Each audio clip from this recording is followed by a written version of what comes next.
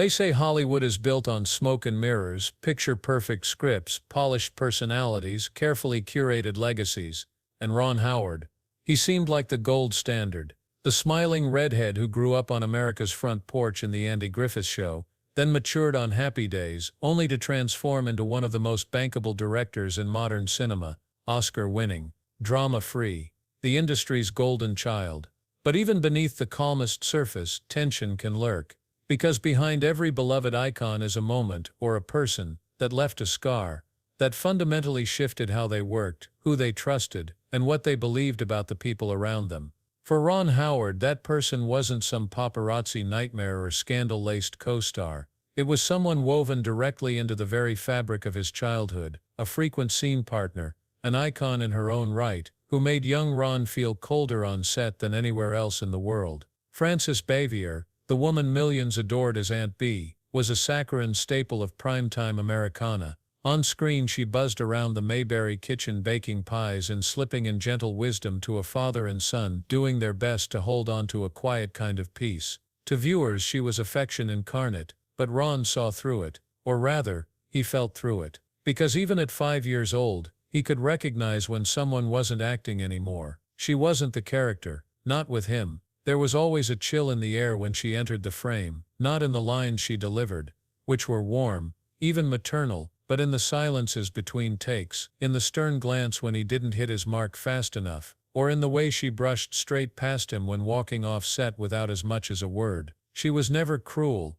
but never kind, either. Just an absence of warmth, of curiosity, of connection, and that absence left a permanent mark. But to understand why that matters, why a boy's discomfort decades ago still lingers in the biography of one of Hollywood's quietest legends, we have to rewind. Not to Howard's directorial high points or blockbuster Oscar wins, but back to the very beginning, when the world first met a little boy named Opie. It was 1960 when the Andy Griffith Show premiered. America was still clutching its post-war hopes, and Mayberry was a town that seemed frozen in time, not telling the story of the 60s, but the myth of a 1930s South, where neighbors were kind, fathers were wise, and laws were enforced with a handshake more often than a gun. That was where Ron Howard grew up, both as a character and a person. Griffith, the show's lead, became something of a second father figure to the young boy. Between takes, he'd offer observations, teach, joke, and play.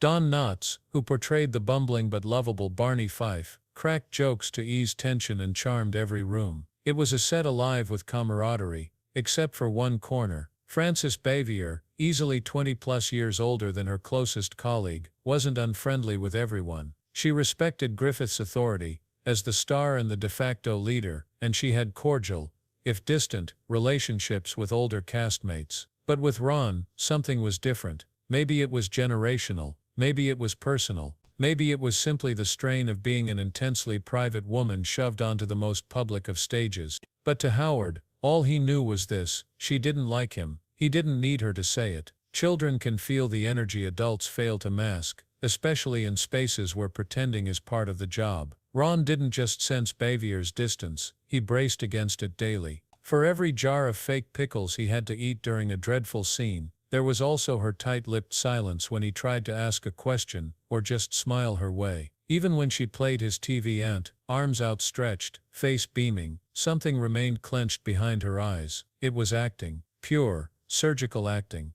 And it made it harder, because it fooled everyone else. The nation loved Aunt Bee. Viewers flooded in letters. Audiences adored their chemistry. But to Ron, walking into a scene was also walking back into cold shadows. He never lashed out. He never pointed fingers. He simply did what he was raised to do, act professionally. But that doesn't mean he forgot. Because when you're young, memories don't drift away like closed scripts. They calcify. She wasn't monstrous. She just made a child feel small. That feeling, more than feuds or drama, is what stuck with Howard. And decades later, when speaking about the Andy Griffith Show, he never gushed about Bavier the way he did about Griffith or Knotts. Because some silences ring louder than words. As Ron Howard grew older, the distance between him and Frances Bavier wasn't something he constantly dwelled on. It was just a quiet truth carried in the folds of his memory. Like a wrinkle in a carefully ironed shirt, it didn't ruin the outfit, but it was always there, subtle, and impossible to forget once noticed. He wouldn't call it a feud. Feuds require fire. What existed between them was frost, quiet, consistent, and inescapable. Unlike many child stars of his era, Ron didn't implode in the spotlight or fight for attention after the cameras stopped rolling. He simply transitioned, thoughtfully, intentionally, into the next chapter of his life. First came high school, then film school, and then the slow, deliberate climb into leadership behind the camera. But even as he directed storied actors and massive productions, his instincts as a collaborator were shaped not just by the good examples he'd seen, but also by the difficult ones. Howard learned early what it felt like to share a set with someone who didn't see you, who showed up for the role, but not for the people. And that lesson never left him. Years later, when young actors came under his direction, he treated them with uncommon empathy. He remembered what it felt like to be small, on a big set. He remembered what it meant when an adult made space for a child, or, more painfully, what it meant when they didn't. Those early days in Mayberry shaped not only the man he became, but also the leader, the storyteller, and the on-set mentor he grew into. And yet the story of Francis Bavier and Ron Howard doesn't fade quietly into a lesson in leadership. It echoes even across decades, because it wasn't just Ron who clashed with Bavier. Andy Griffith himself, the towering heartbeat of the series, had his own complicated relationship with her. That surprised people. When the public thought about Mayberry, they thought about Griffith and Bavier sitting on the porch, sharing lemonade and life advice, embodying the virtues of kindness, patience and family. But the harmony on screen didn't always translate off-screen. Andy, warm and relational by nature, tried to connect with Bavier. Over the years he made repeated efforts to break through her emotional walls. He wanted peace on set. More than that, he wanted personal understanding. He knew the environment he'd built thrived on warmth, and her distance disrupted that. One day, Griffith even visited Bavier at her home. It was an unannounced attempt at olive branch diplomacy, a surprising gesture from a man in his position. But instead of being met with a welcome mat and an open door, he was met with discomfort. She didn't want visitors. It wasn't just her being private, it was a boundary he unknowingly crossed, and she never forgot it. The visit didn't bring them closer. If anything, it left an even wider chasm between them. Francis Bavier wasn't cold for the sake of cruelty. If anything, those close to her described her as deeply sensitive, fragile even, locked in a self-constructed fortress of defense mechanisms. A classically trained actress from New York, with Broadway credits and a reputation for technical precision, she treated the world of television with a kind of tightly wound reverence. She expected professionalism, and for her emotional access was not part of the show. To some, that came off as haughty. To others, it read as insecurity. But to Griffith, and especially to Ron, it was alienating. There was no room for mistakes, no room to fumble, and for a child expected to perform lines and hit marks, that rigidity could be quietly punishing. It exacerbated the isolation Ron occasionally felt as a young actor surrounded by adults. He knew his lines,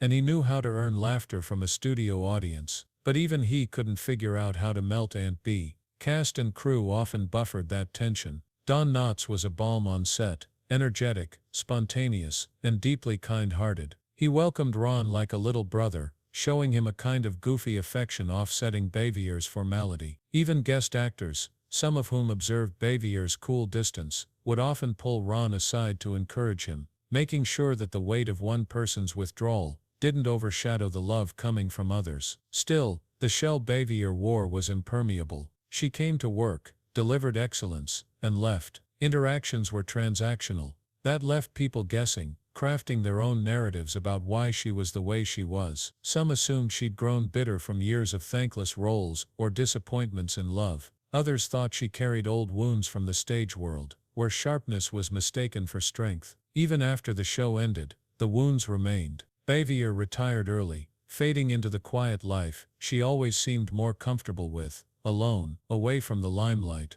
in a small town not unlike Mayberry. And still, she guarded herself. For years she dismissed invitations to reunions, stayed away from the press, and avoided interactions that might reopen old feelings. Then, as time began to do what time inevitably does, something shifted. She was aging, her health was fading, and the fortress around her began to crack. In one of the final chapters of her life, she did something unexpected. She picked up the phone. She called Andy Griffith, and on that call, her voice carried none of Aunt Bee's measured poise. It carried something more rare regret. "I'm sorry we didn't get along better," she told him. "It was my fault." Griffith has spoken about that call. He could hear that she meant it, that the apology wasn't for optics or closure, but a genuine reckoning with the past. Ron never received a call like that.